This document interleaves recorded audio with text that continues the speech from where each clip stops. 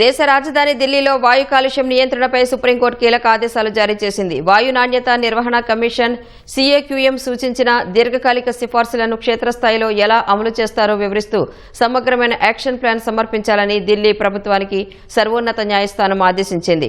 ఈ మేరకు విచారణ చేపట్టిన CJI జస్టిస్ సూర్యకాంత్తో కూడిన ధర్మాసనం ఢిల్లీ NCR వెలుపల ఉన్న బొగ్గు ఆధారిత పరిశ్రమలను బయటకు తరలించాలన్న ప్రతిపాదనపై వివరణ ఇవ్వాలని కేంద్రాన్ని కోరింది. ఈ పరిశ్రమలను గుర్తించి వాటికి ప్రత్యామ్నాయ ఇంధన వనరులను అందించేలా ప్రతిపాదనలు సిద్ధం చేయాలని ఆదేశించింది.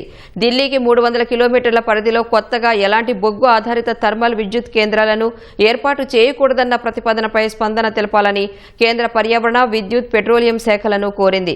తమ పరిధిలోని బొగ్గు ఆధారిత పరిశ్రమలు ఇతర భాగస్వామ్య పక్షాల నుంచి సలహాలు, అభ్యంతరాలను స్వీకరిస్తూ నోటీసులు జారీ చేయాలని ఉత్తరప్రదేశ్, హర్యానా, రాజస్థాన్ రాష్ట్రాలకు అత్యున్నత న్యాయస్థానం ఆదేశాలు జారీ చేసింది.